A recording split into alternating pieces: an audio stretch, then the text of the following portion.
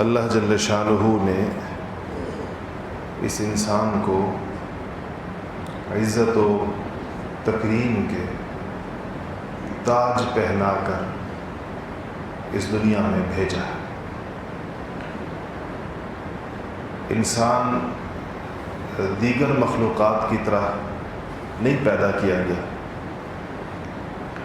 بلکہ انسان کے لیے اللہ جل شانہ نے اس کا مقام، اس کا مرتبہ، اس کی حیثیت،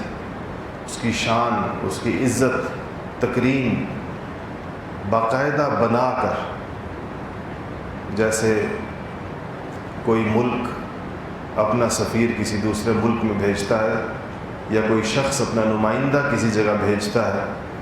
تو بھیجنے والے کی خواہش یہ ہوتی ہے کہ اس کے نمائندے کی عزت ہو، اس کی تکریم ہو، اس کی شان ہو، اس کی بات مانی جائے۔ تو اللہ جل شانہ نے بھی انسان کو اسی طریقے کے ساتھ دنیا میں بھیجا ہے، اور اس بھیجنے سے پہلے جو فرشتوں سے سجدہ کروایا گیا ہے، اور سجدہ نہ کرنے کی پاداش میں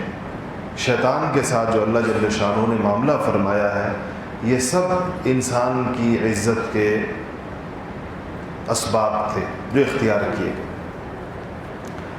یہ عزت اس کو پیدائشی طور پر حاصل ہے۔